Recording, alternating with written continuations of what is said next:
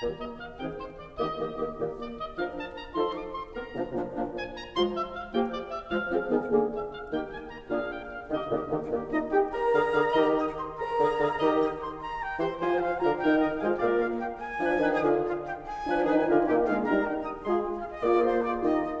welcome to the meeting tent, an informal discussion of the work of Stan Tenen of the Meru Foundation.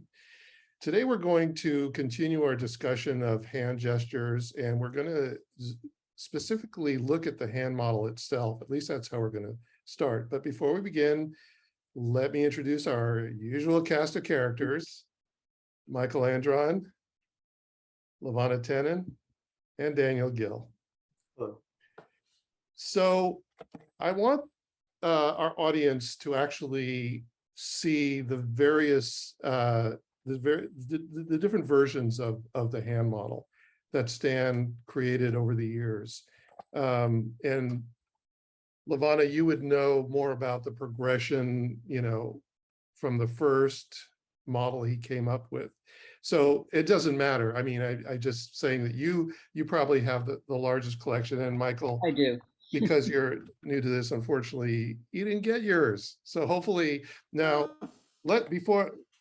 let's show them first before we talk about how others can get these. So let's take a look, Lavana. Let's see what you've got there. See what I got. Okay. Well, there are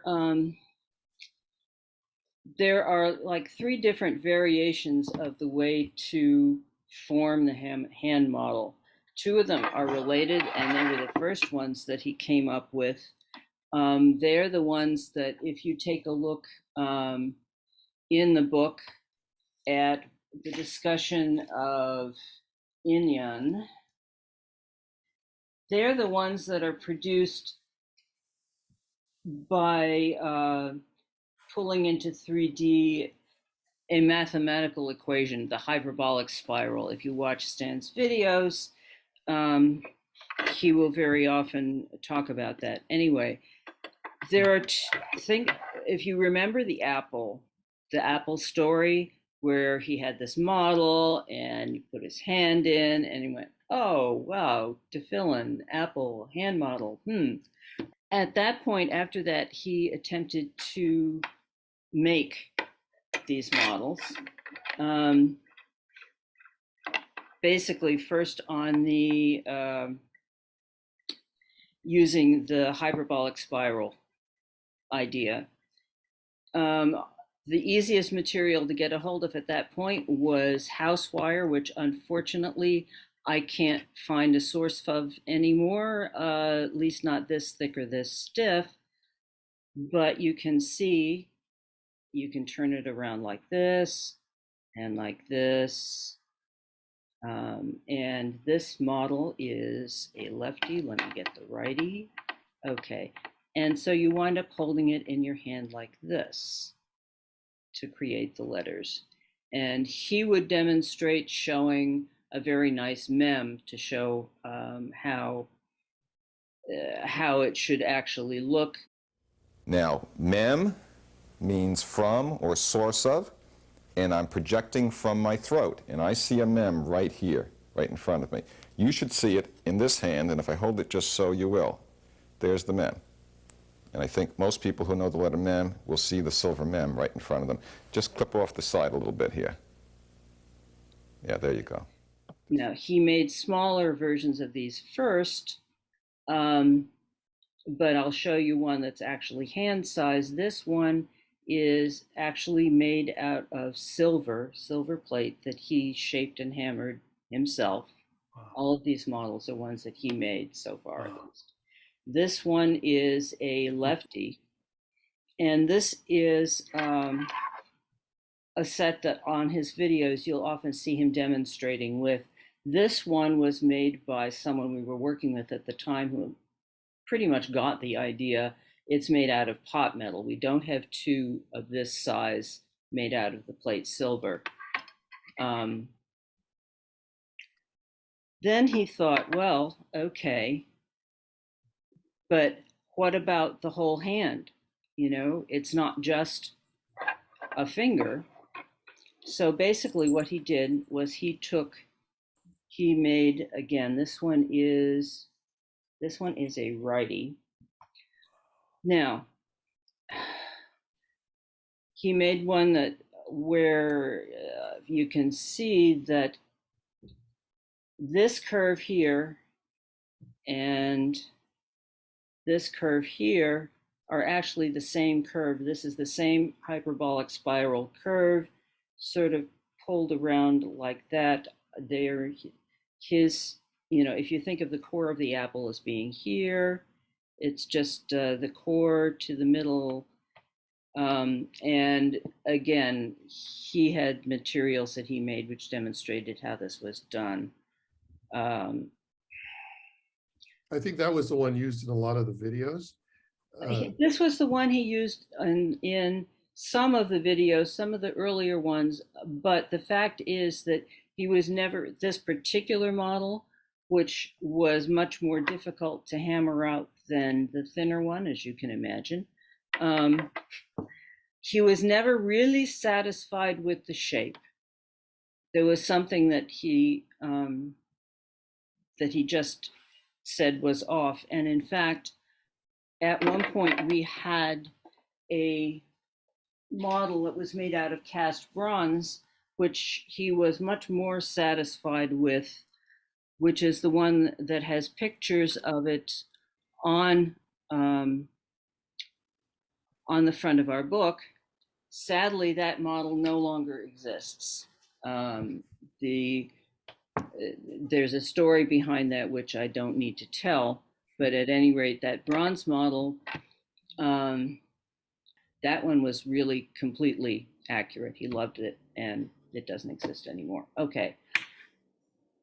The problem with all of these things based on the hyperbolic spiral, and this is one, again, a single line model, it's actually made out of silver wire, is that he wanted both to relate it to tefillin, and it was an important principle for him that the bases of what he was trying to do needed to be based on ideas, techniques, and so on that we know were available in the ancient world, which the kind of mathematics that models hyperbolic spirals, as far as we know, was not. So he then came up with a totally different idea as to how to make the model, which is illustrated in the book, which in the tapes he calls the circle line model. Basically, you cut out a template, which is what is this guy here, and then you pull it up, in a sense. You curl it and pull it up until you get the model. Yes, Bill has one there. It's kind of bent a little bit. Yeah. And there is a section in the video of called Squaring the Circle, Mind and World, where Stan demonstrates how to cut it out, how to pull it up. It goes by a little quickly and it's kind of interrupted in the middle, but if you keep going there, it shows you how to do it. Now, this is made out of just regular cardstock, right? Printed out and cut out. And it's cut out of a sheet, a card. Yeah, basically a 8.5 by 11. The kind of the thickest thing that will go through your printer, which is like a thick index card kind of thing. And as you can think about, it's not really,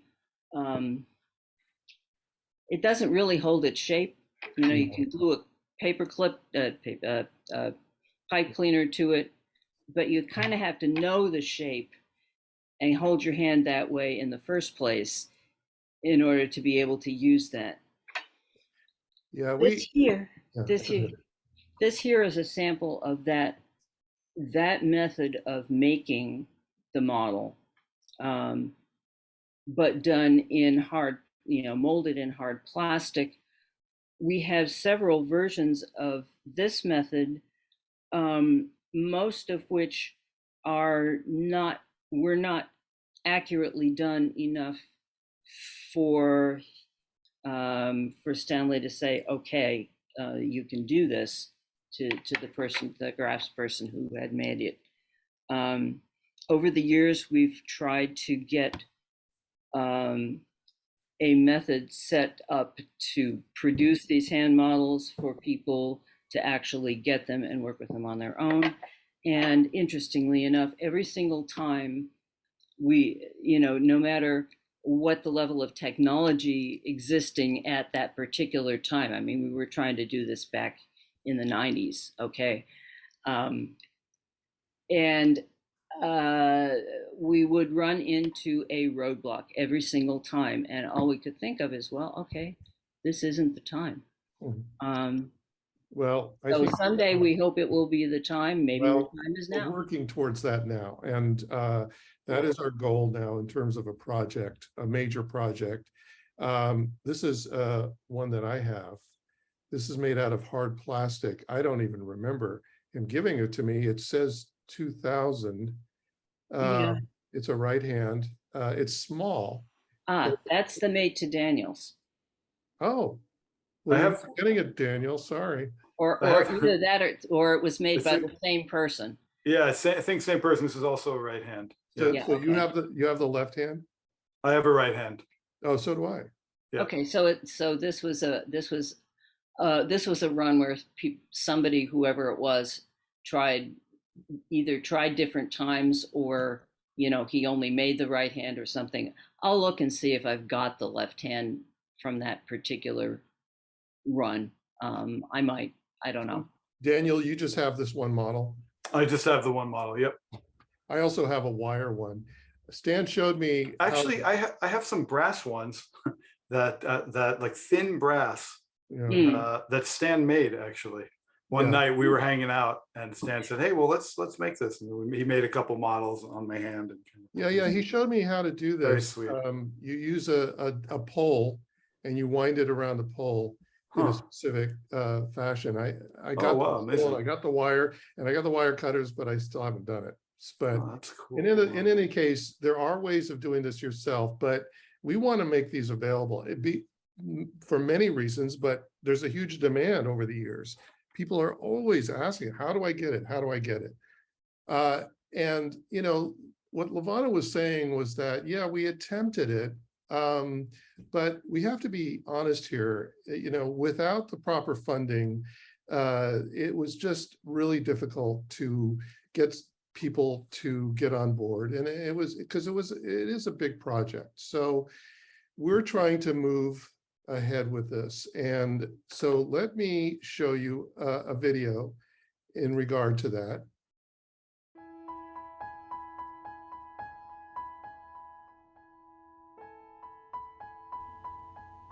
First hand is a three-dimensional model mathematically generated from the first verse of the Hebrew text of Genesis.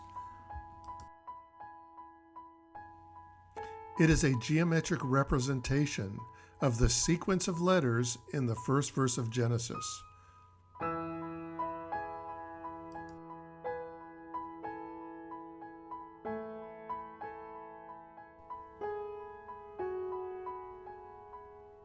Its topology mirrors many shapes and forms found in science, nature, cosmology, culture, history,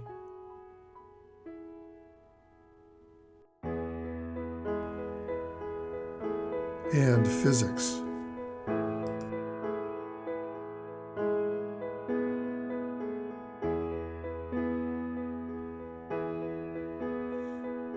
The model was recovered by Stan Tenen, Research Director of Meru Foundation. And what we found, and this is really quite startling, is when we simplified it mathematically, we ended up producing a form that looked just like this.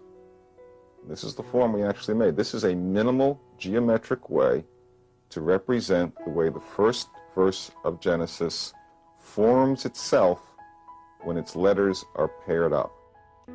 When rotated in specific directions, the model casts shadows of the letters of the Hebrew alphabet. If you look at this form from different directions, you can see all shadows, two-dimensional outlines of all the Hebrew letters. We're pretty sure the same form, or some very, very closely related form, produces the Arabic letters, and a related form, but not quite the same, produces the Greek letters. And so we've got the first verse of Genesis folding itself up into a form that, when you look at the form from different directions, makes all the letters in which the text is written. And when we look at it from the appropriate directions, for instance, that direction, let me hold it here, it might be easier, we see the Hebrew letter bait. The English equivalent would be the letter B, the Greek would be beta. There is a text written in an alphabet that curls itself up into a form that casts shadows that are the letters that the text is written in. Fruit tree yielding fruit whose seed is in itself. That is very self-embedded. That is very self-referential. That's a very reflexive process. It's creating its own letters in which it's written. The three-dimensional model, originating from the first verse of Genesis, represents a form common to every human on the planet. We've also discovered, even more startlingly, that this is not just a flame representing the flame of consciousness, but it's also a model hand representing our self-awareness. It's our hand that designates us as special in the animal world. It's our opposable thumb that is associated with our ability to make and use language and to make and use tools. Subsequent research found a correlation between the position of the model in the hand and the meaning of the letter it displays, forging the possibility of generating a universal hand gesture language. When you make different gestures with your own hands, you see different outlines, different shadows of the same model. In fact, you can see all the Hebrew letters. And you know what? Each Hebrew letter has a name.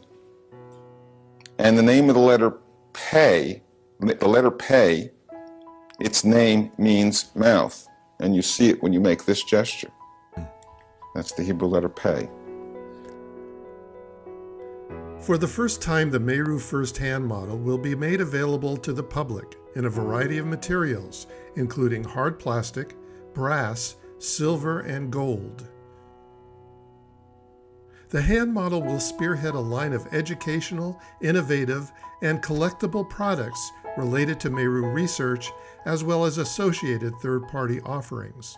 The hand model and other projects offer unique opportunities in creating a niche market that does not currently exist.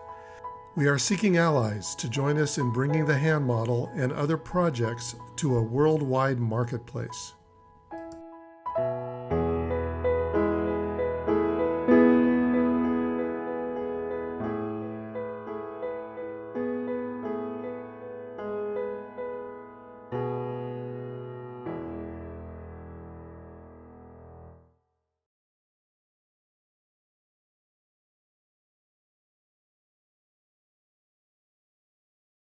So it's a project, and we're going to be pursuing it. I'll post that video also on our site so people can send that to others who might be interested. But we have to look ahead and not dwell on the past in terms of what we were not able to do. We need to keep talking about it. We need to keep talking about what this is and the value of it. And in regard to that, just something I wanted to follow up on what I talked about last week. Basically, the idea of how is it that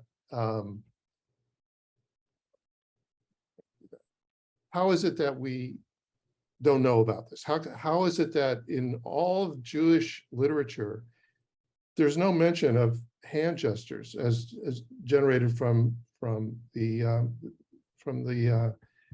Hebrew alphabet? Well, I think we've been looking in the wrong place. I think that's why we've been looking in Judaica.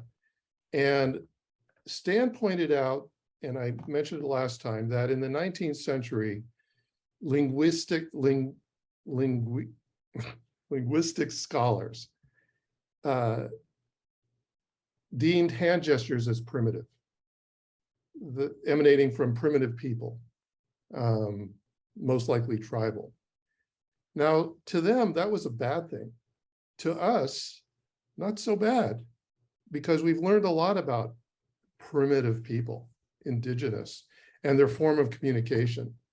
We know that tribal societies exist and existed all over the world and had a lot of similarities in terms of their form of communication. And because of their closer relationship to nature, they were more involved spiritually than the Western cultures. We'll look at American Indians, for example, and their use of gesturing. Now, a lot of that had to do with, went along with speech or spoken language, but it was used to emphasize what they were saying. They were expressing what they were feeling by using hand gestures.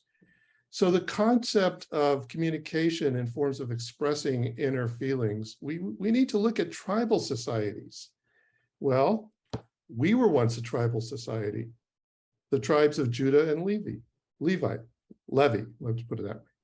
And if we go back far enough in terms of what those tribes did, and especially the Levites, we know that the Levites were purveyors of the spiritual tradition.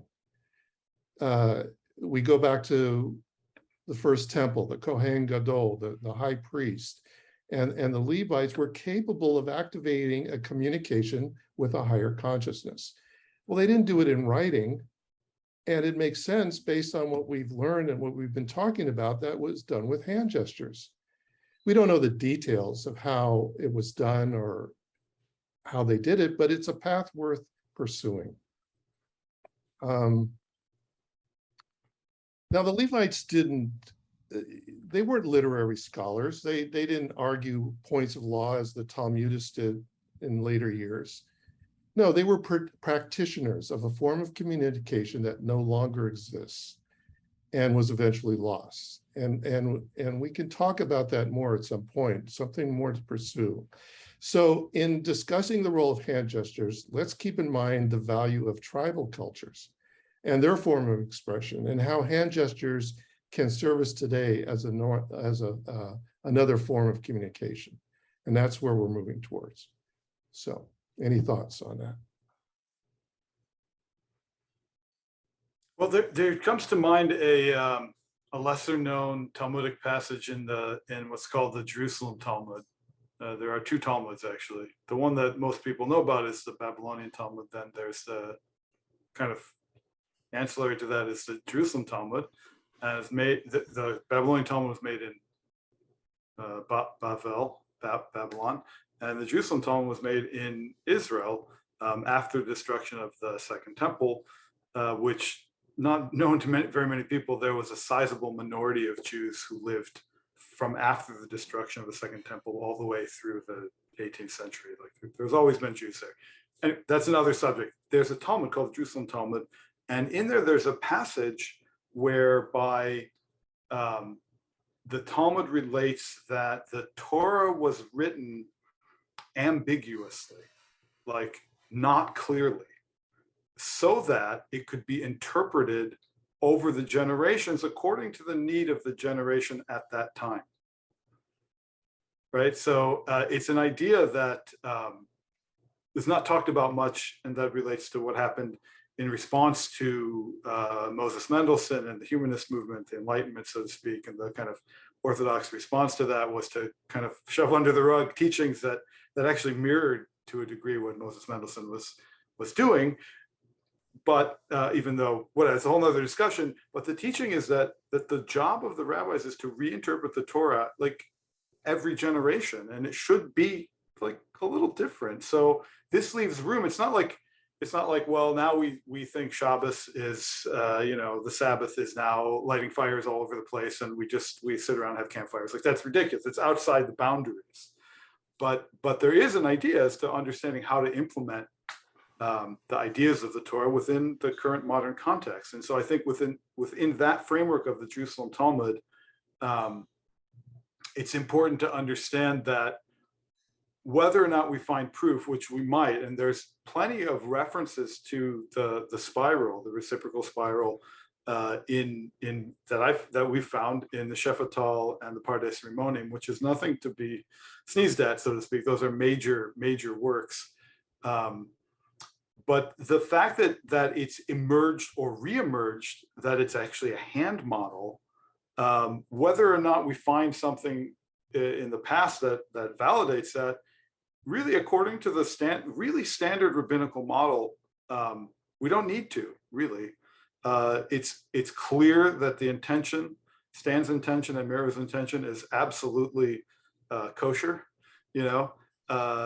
and I think there are sources for the spiral and for the system of letters that Stan found independently of understanding those systems, and therefore, if what emerged now in this time period is, well, that's how we understood it 500 years ago, but now it actually, we understand, because humanity has moved, we understand it actually fits on the hand. So they're not, meaning there's an ongoing emergence that happens over history. And I think it could be important to kind of reframe it that way for the future. Yeah, I think there's an attitude today is that we know everything there is to know. We have so many resources to look at.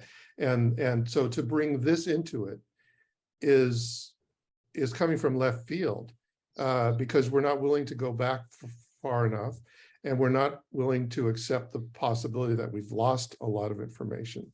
And who are these usurpers to come in and say, how dare you come in with another phase or perspective of Judaism, the Torah, that is not known. So it's up to us to bring out these things that you're discussing and enlarge them and make people aware of them, and focus and look for more clues that even maybe Stan didn't even see. Michael?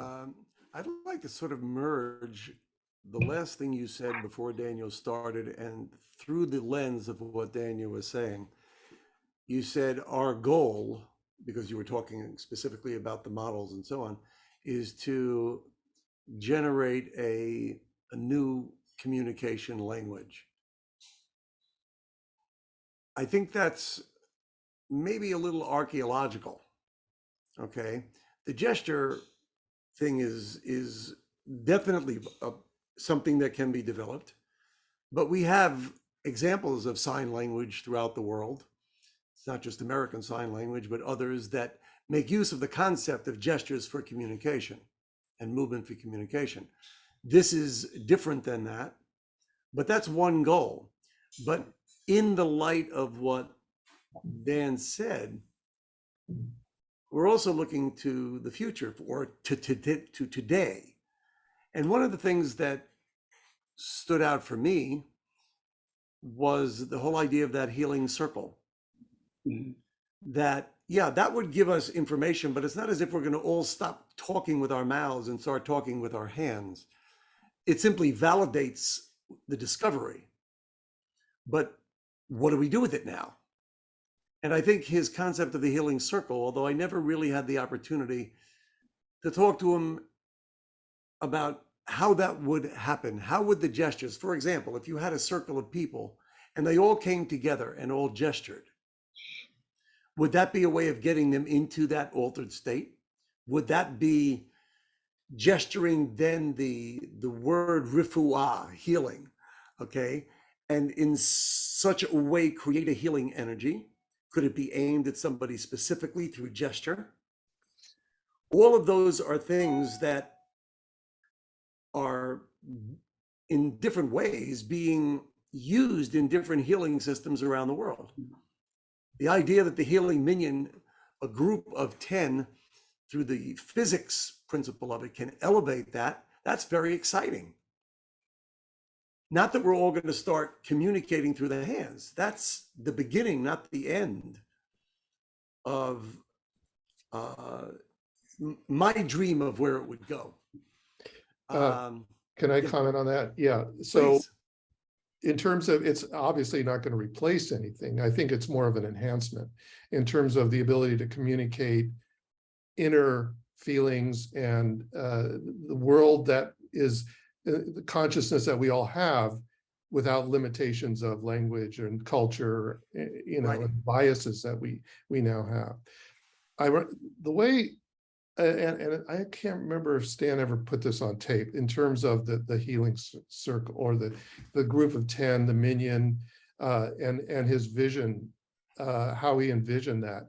I do remember him saying that the first qualification was a feeling of loving each other.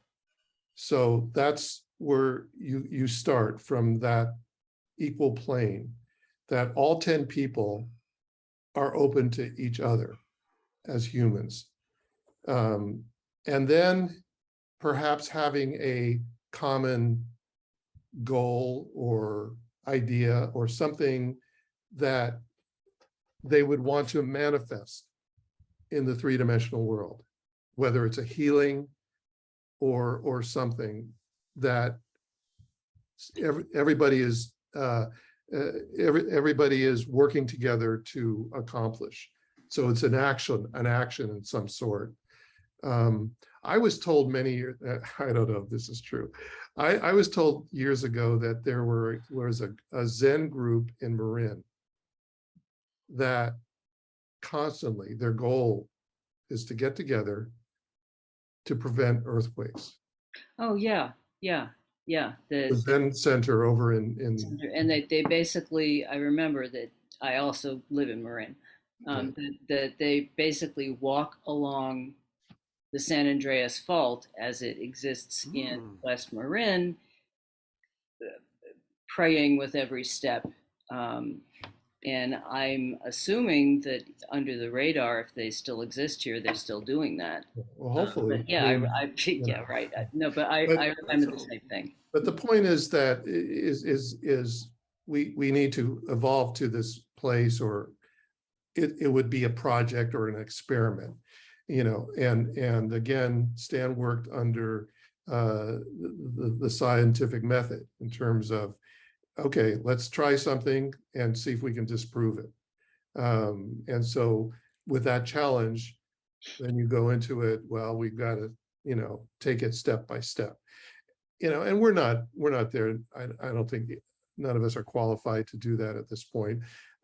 Michael, you are working towards that in terms of, the classes that you do. You're showing people how to work with energy, with the hands and other means. And so that's kind of the direction that we need to go. It's not an alternative to language. It's an enhancement. It's something as humans that, we, the four of us, are looking for a better world and to counter what's going on in the world. We're working against demonic forces that are, engulfing us. And so there's many of us throughout the world who are trying to counter that.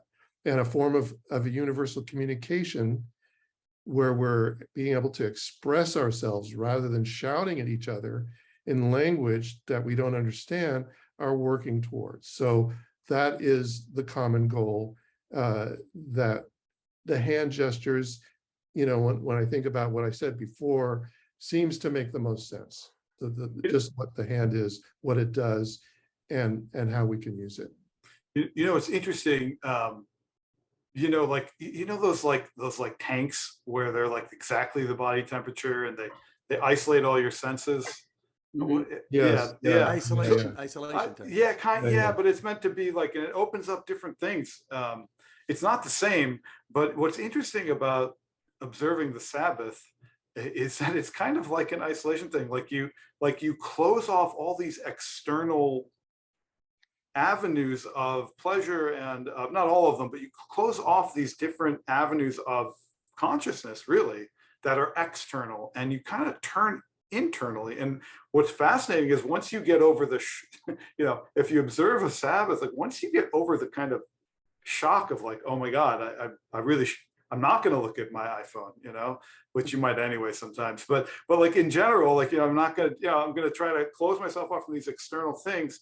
if you can kind of get over that and fill it with something more beautiful, what you realize is actually the internal world is much richer than the external, you know? And so it's kind of like these letters, like working with the hand model, it's like it seems to me that it just opens that internal world up, you know? I'm not saying that everyone who uses the gestures has to be keeping the Sabbath. I'm just saying it's an interesting thing when you close off just even a little bit, not because it's bad, just because it is what it is. It's external. When you're able to close off the external world just from what and just really fill it with something internal, it's actually really surprising. The internal world is actually much richer and much deeper and much nicer. And so I feel like somehow these gestures and these groups of people gesturing has to do with that. It's so connected with that internal world and that consciousness of, you know,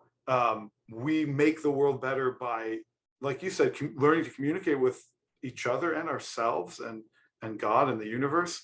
But that's all like going internal. And that's the interesting thing. When you go internal, you find that actually you're more connected to others.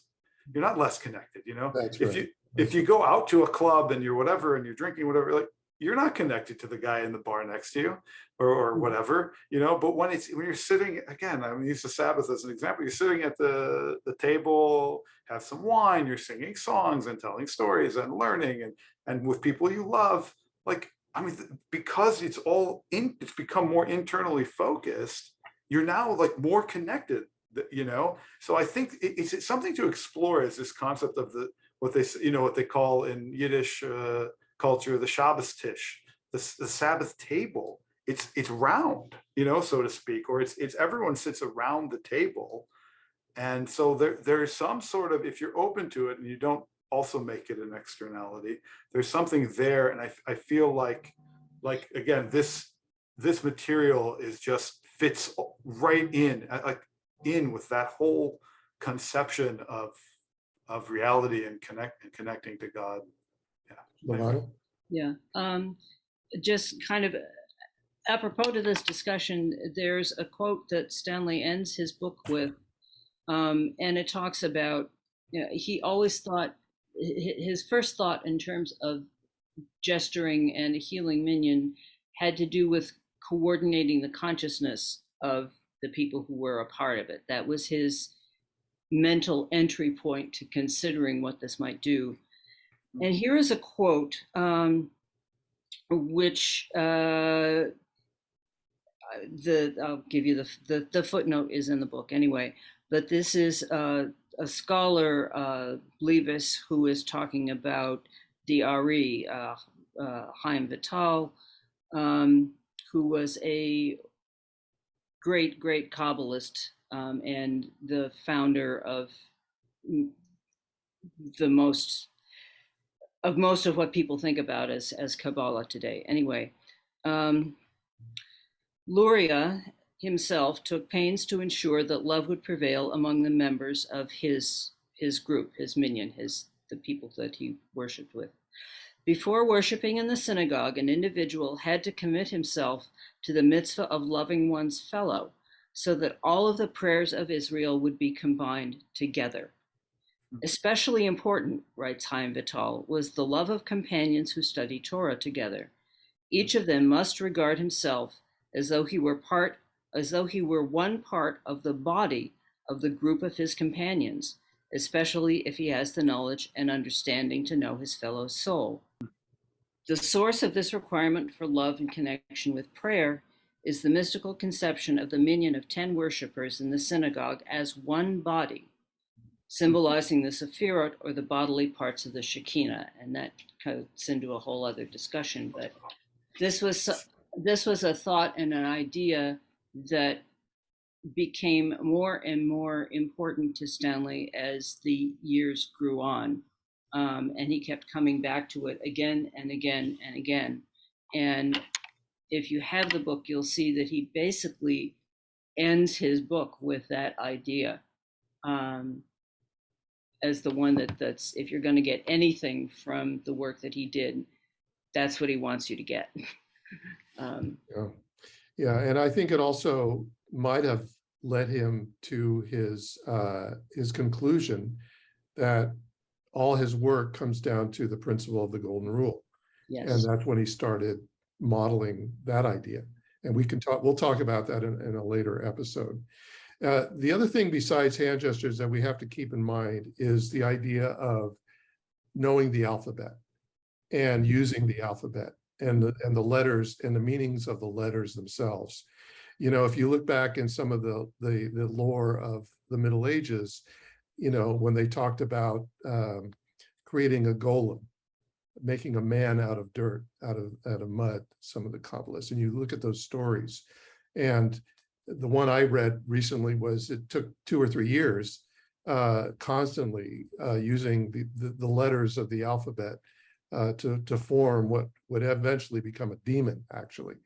And so again, if we continue on this path of trying to recapture this Levite dance, that Stan called it, it's the idea of learning the letters first, the meanings of the letters, before you even tackle the hand gestures. That's where it starts. Yeah, Lavana. Yeah. In fact, that brings up a point that I thought about last week when we were talking about gematria. Something else that Stanley used to come back to particularly more and more is if you take the letters that spell Yisrael or Yeshrael, there are 231. That's how the gematria for that works out. And I don't happen to have the piece of paper with the details in front of me right now, but that connected with the idea that in order to be a part of this, I don't know, activating community, you needed to know the 231 2-letter roots as they, you know, that are specified in the Sefer Yetzirah, which is the oldest known work of Kabbalah, and many of you watching this probably have at least heard of it. That and the 2-letter roots, it's basically the idea of taking the 22-letter alphabet and combining each letter with, you know, with a different letter. And if you don't count the backwards, you know, in other words, if you're counting Aleph Beit, then you don't count 8 Beit Aleph. It all works out to 231 combinations. Don't ask me to go into it any further than that right now. Well, we talked about that last time. About yeah. So at any rate, this comes back to the idea of how important it really is to delve into and understand the letters, to know them, to know their meaning, to explore using them, using their meanings, to be familiar with them, and to be familiar with how they combine with each other to make words, to make expanded meaning. How do you get from one feeling, one gesture, one internal spiritual place to the next one? He also always said that once you know the letters, what's really important is to know the feeling of the transition between one letter to the next, because that's how we move. That's how we get from one state to another. That's how we start integrating things. So that really becomes for people a whole area of study and practice and so on, which Lord knows we didn't. I mean, it's lifetimes of work if you think about it. But it's a worthwhile path. There's a great book, by the way, called Wisdom of the Aleph Bet.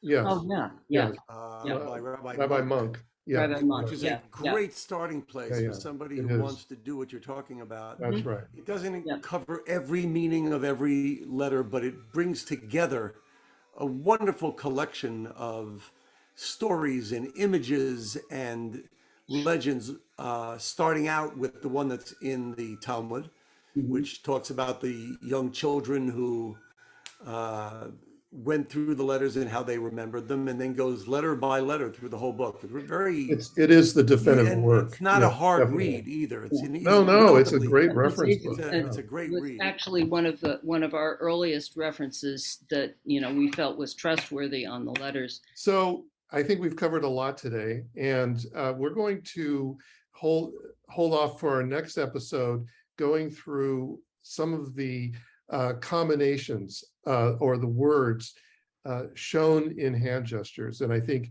Daniel's going to be able to show us a few examples of that. So for today, thanks for watching, and we'll see you next time. Thank you, everyone.